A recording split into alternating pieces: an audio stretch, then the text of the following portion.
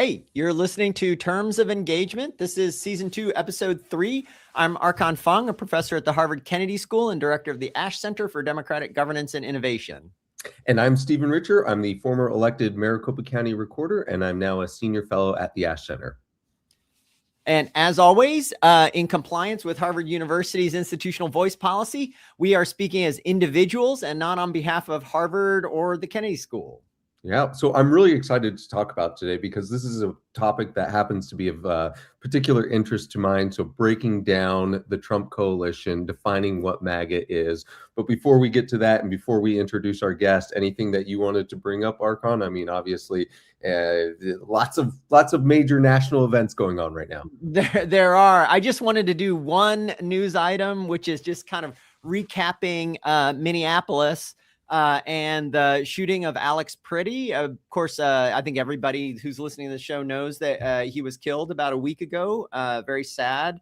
In the immediate, I'm just kind of commenting on this because of the head spinning kind of different public narratives. Immediately after the event, very senior Trump administration officials just hours afterwards justified the shooting in no uncertain terms. Stephen Miller said a would-be assassin tried to murder federal law enforcement, and official Democrat account sides with the terrorists. DHS Secretary Kristi Noem explicitly labeled the event as an act of domestic terrorism and said that Pretty intended to inflict maximum damage on law enforcement officials. Border Patrol Commander Greg Bavino said that Pretty intended to massacre law enforcement and violently resisted arrest. And then about a day later, 2 days later, close video analyses by the Wall Street Journal, the New York Times, and the Washington Post and open source analyst Bellingcat, which came out first, contradicted these claims pretty strongly. They did not find that Pretty acted aggressively or struck officials. He was holding a cell phone in one hand and the other hand was open. He was illegally carrying a Sig Sauer handgun in a waist holster for which he had a concealed carry permit. One federal officer disarmed him, that is, removed his handgun, just a moment before another federal agent shot Pretty, and then another federal agent joined in, shooting him with 10 shots, all fired. Just in the last day or so, reporting has it that Bavino has been reportedly reassigned away from Minneapolis, and Border Czar Tom Homan has been sent there to take charge. And then reportedly there may be some drawdown of the 3,000 federal immigration forces that are now in Minnesota. Yeah, it seems like this is maybe a turning point in terms of ISIS's involvement in major metropolitan areas, but maybe not. Actually, just in Phoenix, just last night, there was a major operation at 15 different bars. They're zips. I don't know if that's a national chain, but I don't know if it will continue on, but the president said that they were going to be reviewing everything that has happened in Minneapolis and that could, signal a change in policy. So big events going on. I'm coming to you guys today from Washington, D.C., where it is also snowing, or at least there's snow on the ground. And so things are a bit stuck in static mode here, but the show goes on, as they say. And as I mentioned, this is really exciting for me today because I've thought a lot about the MAGA coalition, the Trump coalition, and we are in luck because More in Common, a nonprofit organization, recently produced a exhaustive major study that reflects months of work and lots of interviews and lots of surveys.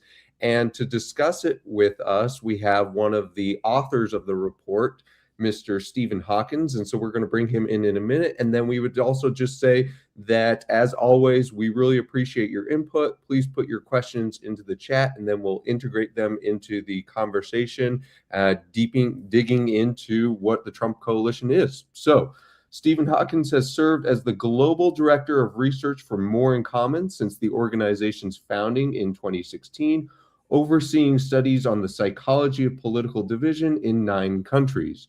Prior to joining More in Common, Stephen conducted public opinion research for Fortune 100 companies, United Nations agencies, electoral campaigns, and political movements. Stephen speaks frequently at national and international conferences, has taken caller questions on C-SPAN's Washington Journal, and appears regularly on public radio to discuss politics and polarization.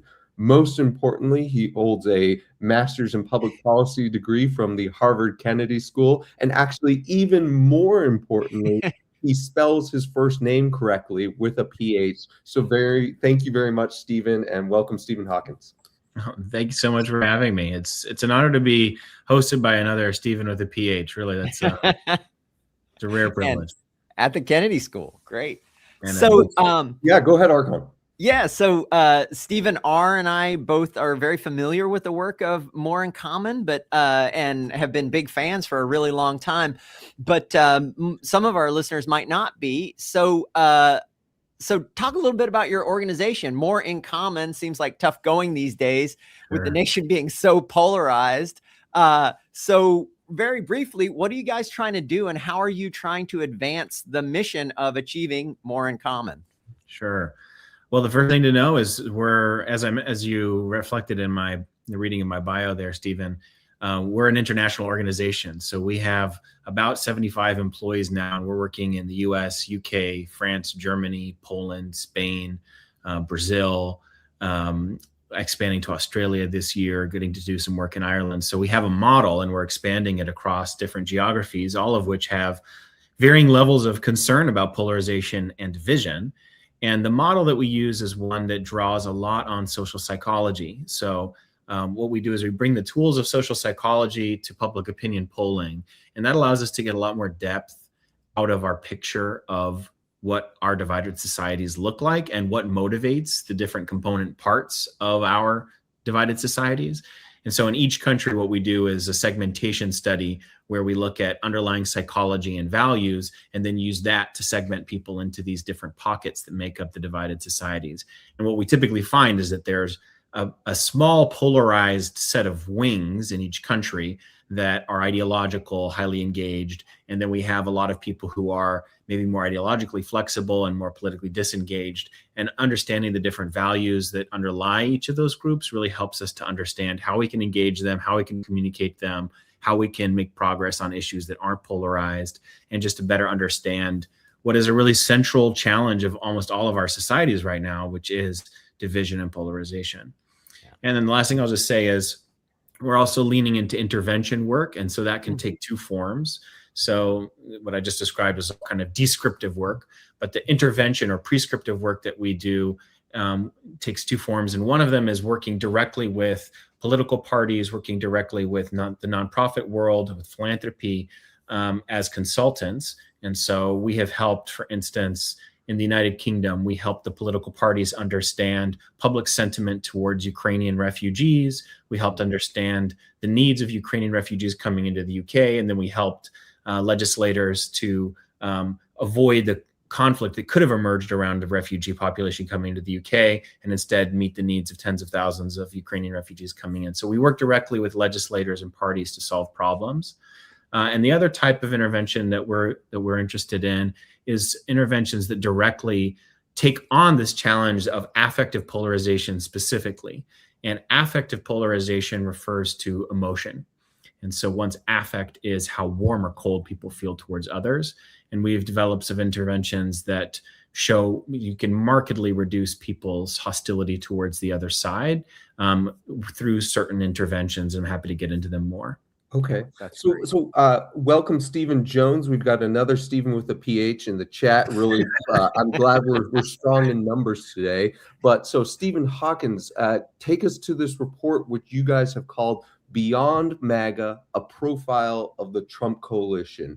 Yeah. Who was involved in this? How did you do this? And why did More in Common decide to allocate a significant amount of time and resources to this project? Sure.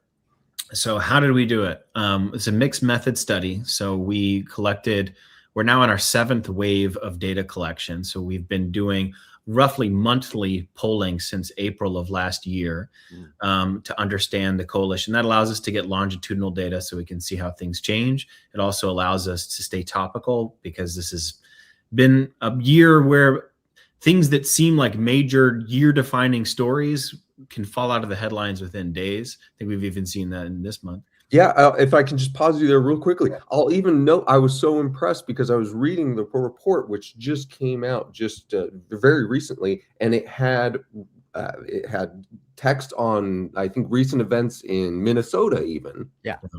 So you guys integrated even very contemporary stuff into the report. Sorry for interrupting. No, that's right. We collected data this month in January, and we've gone back into the field. So we now have data also on the interventions in Venezuela and feelings towards ICE and feelings about Minnesota coming out soon. So those are the quantitative surveys that we did. Those are online polls. We conducted those ourselves. One interesting methodological note for those who are interested in quantitative work is we specifically designed the composition of the Trump voter sample to reflect the best available information on exit polling data from 2024 so that we have a composition that reflects exactly who showed up.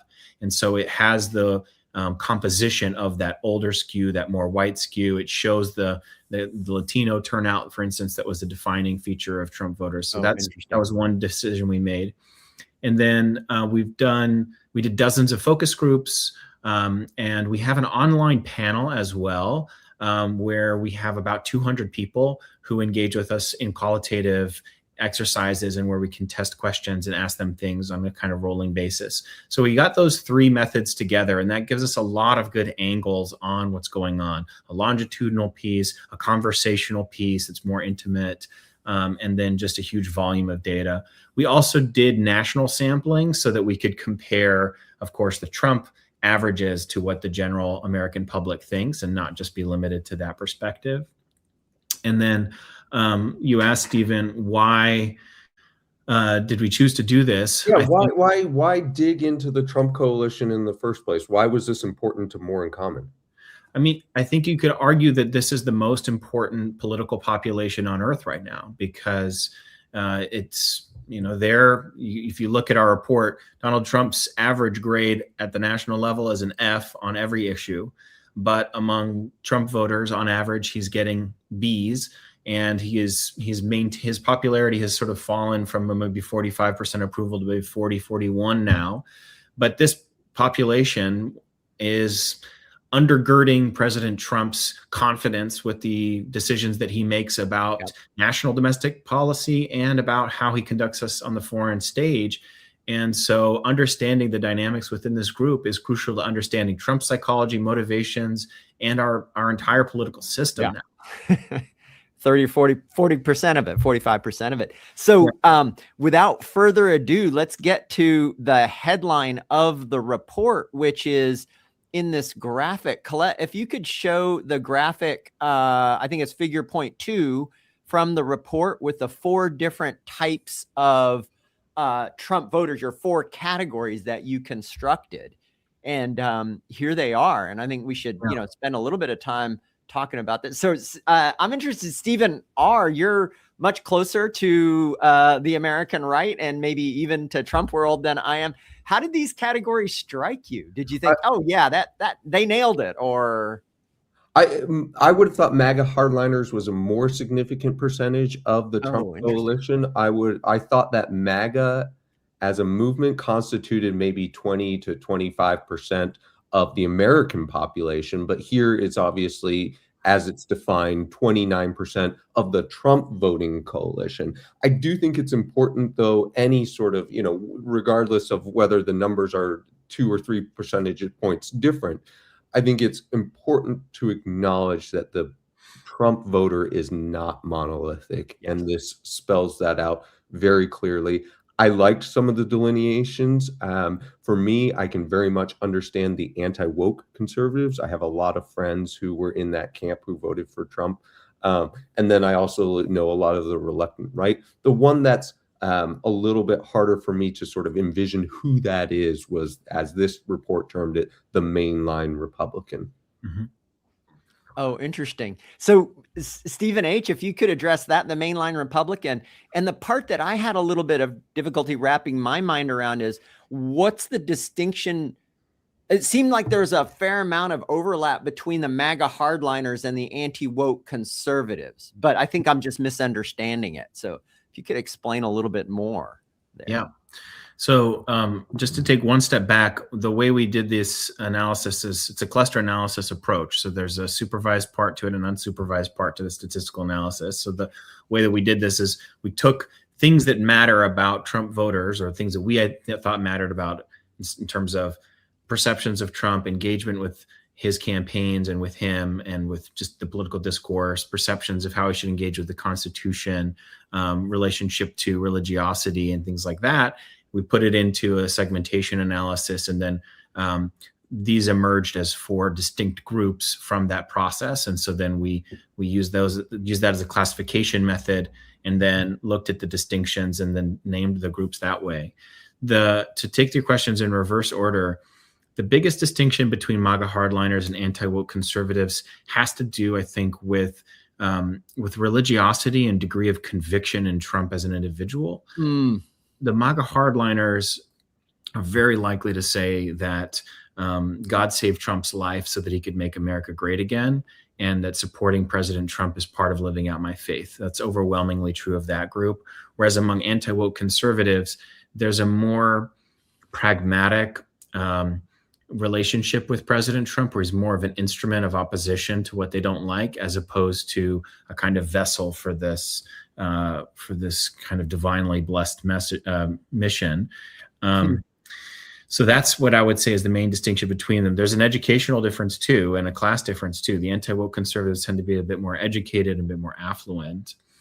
The mainline Republicans. Oh, Stephen, can I ask? So, in the current public debate, one axis is, or a set of categories is between MAGA and America First. Yeah. Right, with the distinction, America First is not so personalistic to Trump. It's a kind of nationalist public policy and ideology. How does America First fit in? I mean, maybe the top 3 would all be quite America First, but only the MAGA hardliners associate so closely with one person, President Trump.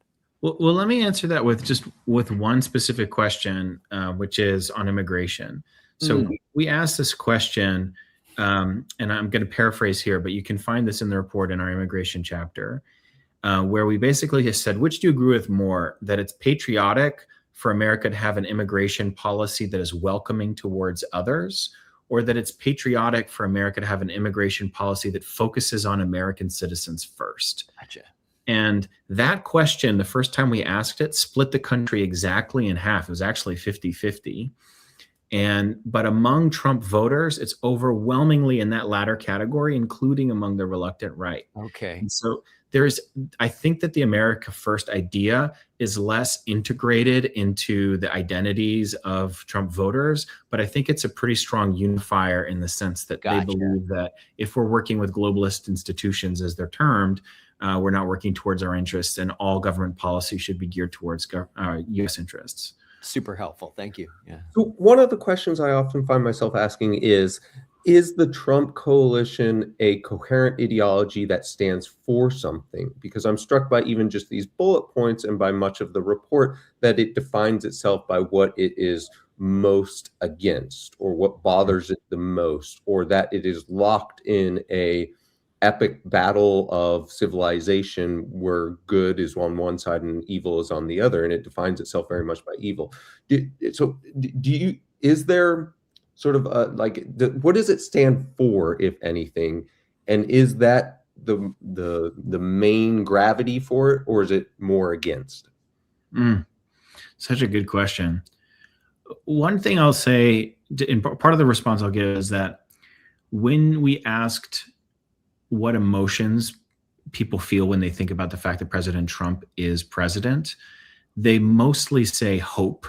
That's the number one most common emotion, and relief.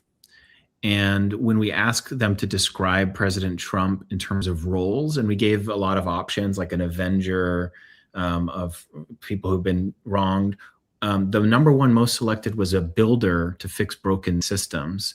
And so from the perspective of Trump voters, there are a lot of problems in society. America is in decline. It's in decline in moral terms and economic terms. And President Trump is playing a positive, constructive role that makes them hopeful about the future. And so, Stephen, to your question, I think they themselves believe, Trump voters believe that President Trump has a mission that is positive and that he's seeking to live it out. And at the same time, I think that it's hard to imagine Trump thriving as a personality and as a figure and as a leader in the absence of conflict, because it seems that the conflict is a big driver of and connector of his voting base to him. So yeah, does that make sense? What are your opinions on that? Yeah. Well, I think that most people view Trump as or many of his main supporters view him as a general. And to your point, generals are only appropriate where there is war, where there is conflict. Yeah, that's a great But analogy. I guess, yes, the builder thing did come through clearly in the report. And maybe that's also something that I'm not as attuned to. You did point out, though, another thing that I consistently hear from the Trump world, from MAGA world, which is they don't paint the rosiest picture of the status of the United States. No. And I think that it is a reaction to, to the sense of decline, the sense of problem. And I've asked some students when we've studied MAGA, do you think that's more predicated on economic decline or on social decline? And I suspect that the answer is a bit of both, but I guess I'll pose that same question to you. Yeah. I mean, we do see both, and we see this in a very general way. I mean, we asked this question: have America's morals and values gotten better or worse in recent years? And it was 77 or 78% of Americans, with almost no differentiation between Trump voters and Harris voters. When we ask whether the American dream has gotten more or less attainable for this generation, it's overwhelmingly less attainable that people perceive it. And so that's both a social dimension of decline and an economic dimension of decline that people are perceiving simultaneously. And then the other is we've just seen so much decline in trust in our institutions. And that's been happening since the late 60s, but it's still a very strong defining feature of our moment. And so I think it's pretty general, the sense of decline. That's a crowd. Except, the mainline Republicans feel that much less, right? It's just on this second bullet under mainline Republicans, least likely to say that America is in decline, which definitely separates them from the hardliners, the anti-woke, and the reluctants. Yeah. But still 2 in 5 versus, so it's still a majority. Well, yeah, you're right. No, that's a good point, Archon. Yeah. And I think part of that is with the mainland Republicans, it's a heterogeneous group, which might be, Stephen, why it's a little bit harder for you to think of a person that leaps to mind that fits that group. And it's a generationally diverse group. It's a racially diverse group, and it's less politically engaged. So it's kind of a catch-all category of people who identify as more conservative, but aren't defined by their politics as much. And yeah, with that lower engagement and with the intergenerational and younger, especially that younger component, I think we see some of these more positive perspectives than we do in the other groups. Okay, just a reminder that if you have a question, put it in the chat and we'll work it into the conversation. Stephen, we began by saying that it's important to understand that this is not just a one coalition. This is not just one person who is committed to President Trump come hell or high water. This is different groups. What do these 4 groups agree on, and where are their fractions? Mm-hmm. So one point where there's pretty high agreement is that there is a problem with what's referred to as wokeness, which I think is an interesting subject for us to get into. Definitely. Let's dive into that in a moment. Yeah, but keep going. Yeah. Another is that there's there's a sense of crisis in the country that precedes Trump coming into office around open borders, around crime, decline of safety in cities, homelessness. Those are some of the things that connect them. And then also a sense that President Trump respects people like them. That's true, at least for the first 3. The reluctant right are less confident of that. But I think and then we talked about this perception of general decline that they're feeling in terms of morality is also a thing that connects them. And so I think when you put those things together, you have a group of people who see the trajectory of the United States as just generally headed in the wrong direction, with a bunch of urgency, right, with the crises that they're referring to, combined with a figure in President Trump whom they believe respects them in a context where they feel disrespected, which brings us back to that wokeness point. So I think when you put all those pieces together, it helps clarify. Great. Where do they disagree before we get to the woke part? So they disagree, one, on whether on Trump's attributes. So if you ask the reluctant right, how do they describe Trump, they're much more likely to give critical views. On the whole, they give him D's, C's, some F's in terms of their overall perception of him. So the reluctant right were the, hold your nose, vote for the lesser of two evils voter. And so they're never going to be the ones with a Trump sign in their yard, and they basically keep their politics to themselves. And then I think it's worth underscoring this religiosity point again, also because it's somewhat unique to the United States among major Western democracies now that this is such a through line. But the evangelical and MAGA hardliner component of Trump's base is really crucial here, because one of the things we're seeing is Americans say that their American identity is hugely important to who they are, especially on the right. Their Christian or religious identity is hugely important to who they are. And then with the MAGA hardliners, they say that being MAGA is a huge part of who they are. So you have this convergence of identities that really make supporting Trump an expression of who they are. And that's just, when you go back to the reluctant right, like they're all of those things to much lesser degree, and so or almost to no degree.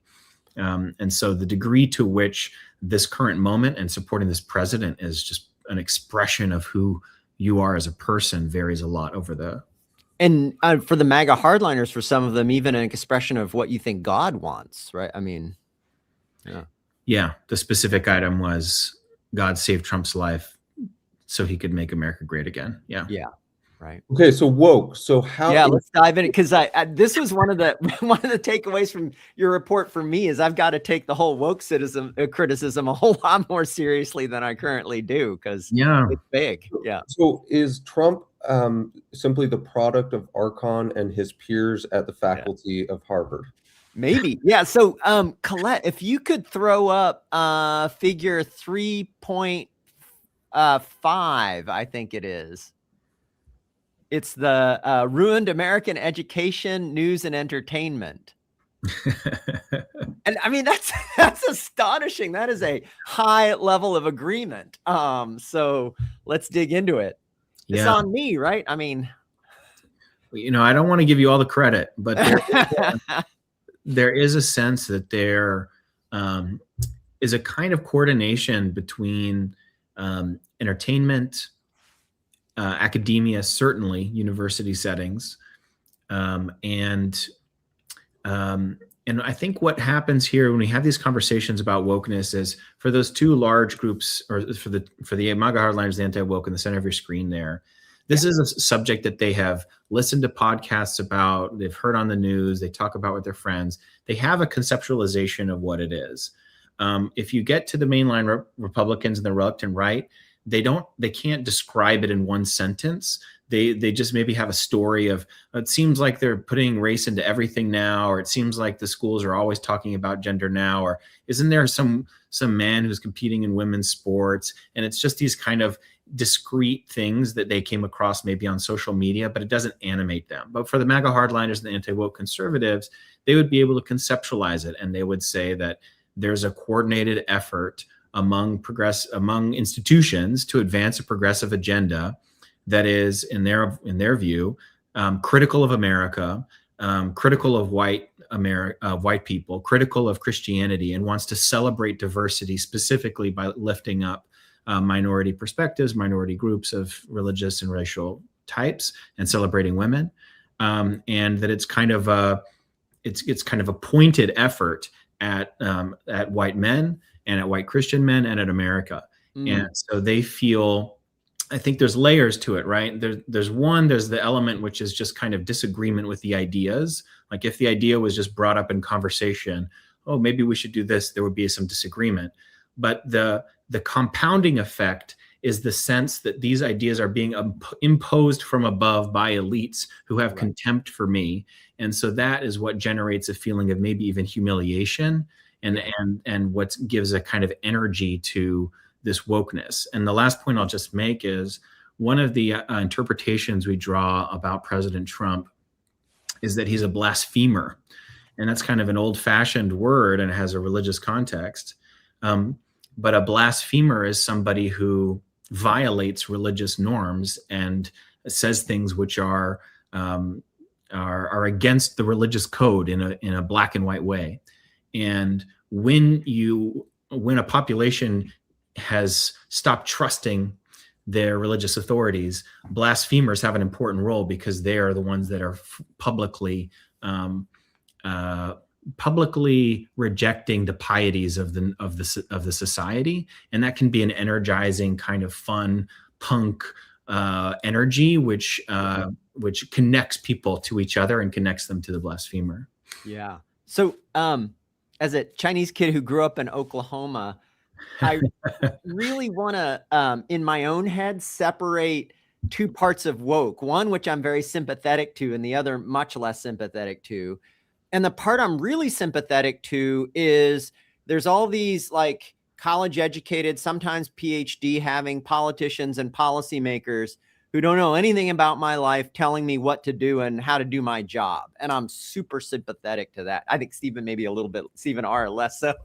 But the part I'm like have very little sympathy for is we're going to go to George Washington's house and take down the plaque that he actually owned slaves, or we're going to redo the Smithsonian exhibits because they've been too hard on the legacy of racism and chattel slavery. And we got to like forget about the civil rights movement. And I guess part of what I'm hearing you say is, Archon, you can't take those two things apart. They're bolted together. Or can you take them apart in the MAGA coalition? Well, it's a great question, and that we have asked specifically whether Republicans believe that we should teach Martin Luther King and Rosa Parks as examples of fighting for freedom and equality. Oh, okay. And 93% of Republicans say yes, we should. Okay. And so I think that there's a much broader base of support on the specific I'm glad you brought this up, because we did a study called History Wars, where we look specifically at the level of alignment that Americans have about teaching America's history, specifically as it relates to racism, segregation, Jim Crow. And there's a very wide set of wide agreement among Republicans that the good needs to be taught with the bad. And we found that there was a lot of misperceptions about the degree to which that was true.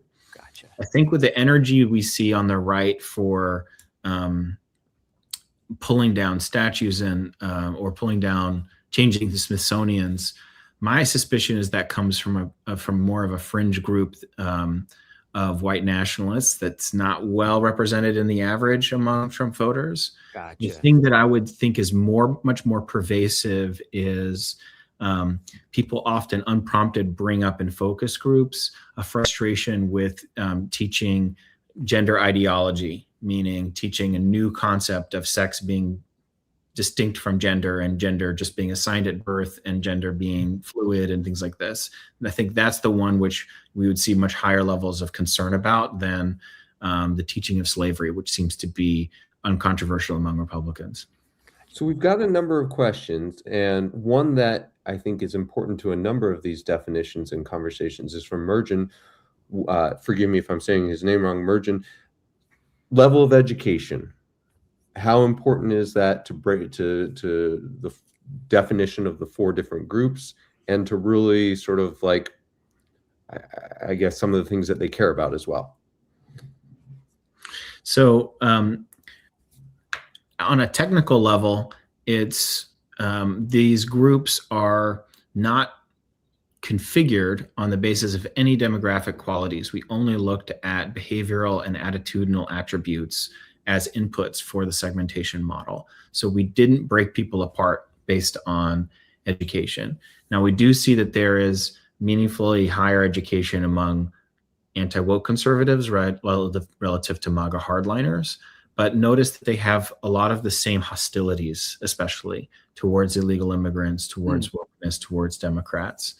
And where they differ is in religiosity and the degree to which they're supportive of Trump. So we didn't look at education as a primary dimension of analysis in this study. Yeah, I would be interested if either of you have done that. I don't know, Stephen, if you've done any research on that and if you have thoughts on it. Well, I thought it was funny almost that the highest level of education was among the anti-woke conservatives, and that's maybe the people who've had the most interaction with academia were the ones that was motivating them the most. But then, just generally speaking, it looks just, I'm consistently struck by how different it looks from the Republican coalition of 15 years ago, where I think you said that of the MAGA hardliners, about 1 in 4 held a bachelor's degree. That's right. And so really and then you described some of them. And I remember one story in particular was of a man who could just fix stuff. He was really good with his hands, but lived, a very sort of, humble lifestyle. And that just how much this has captured of the working class America. Yeah.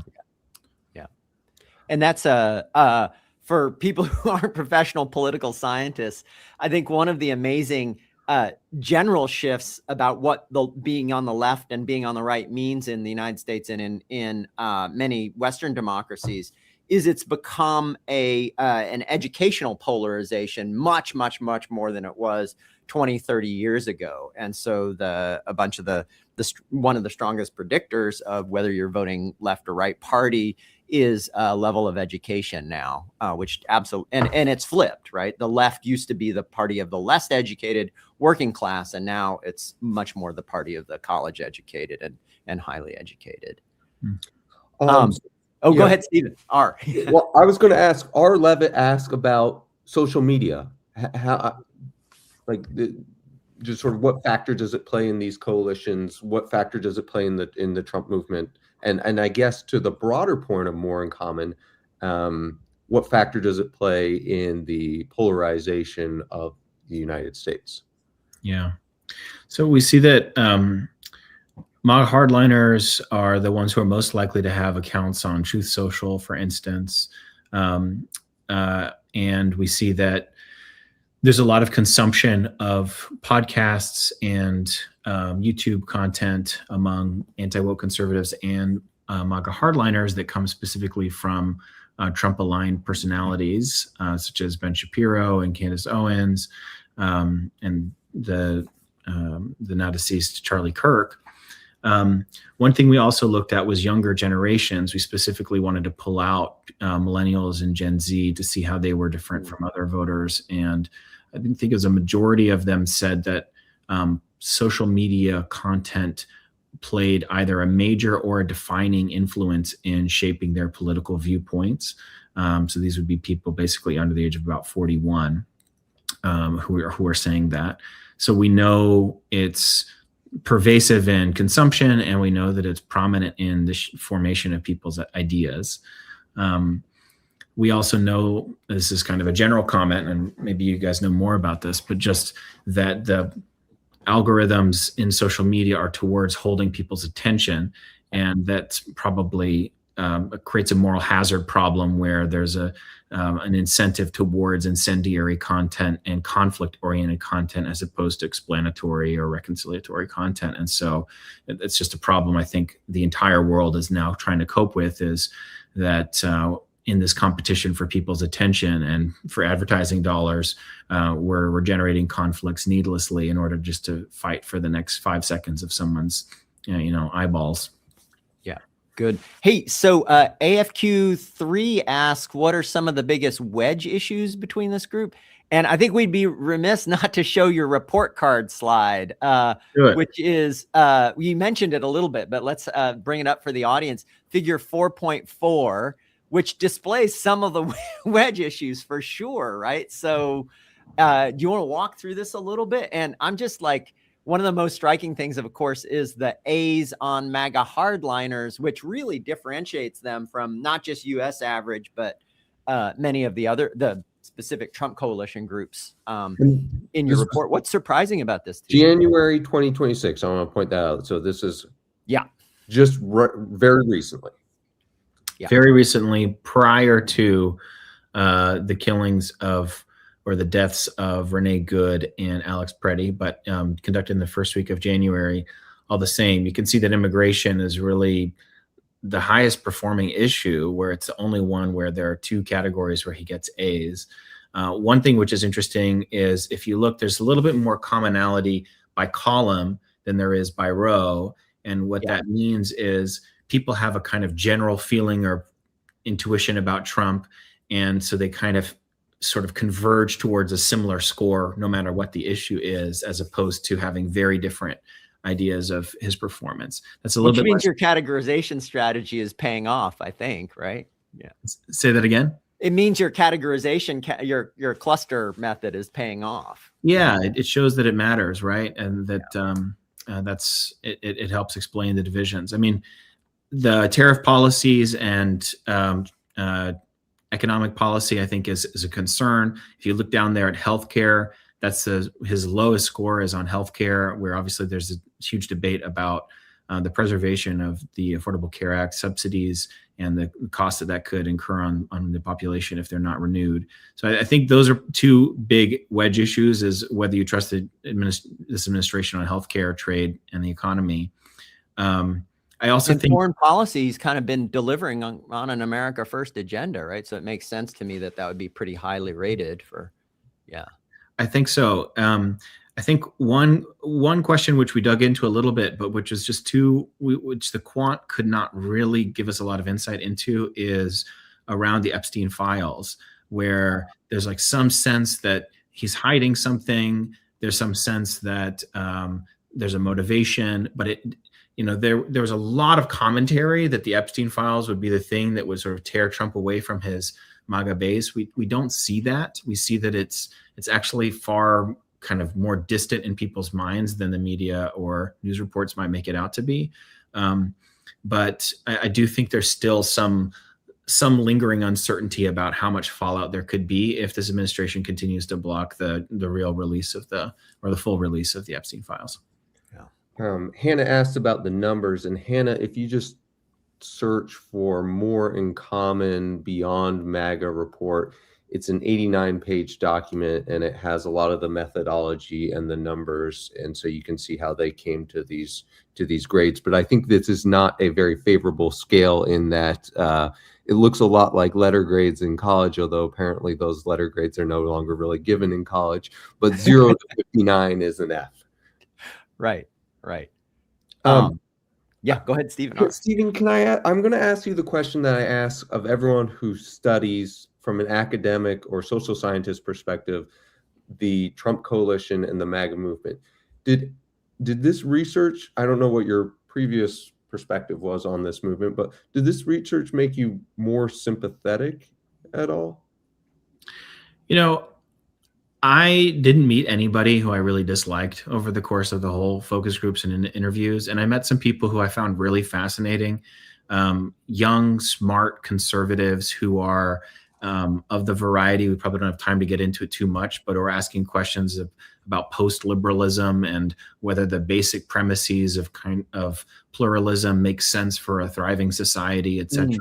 So I learned about new emergent factions within the conservative world that I didn't know about.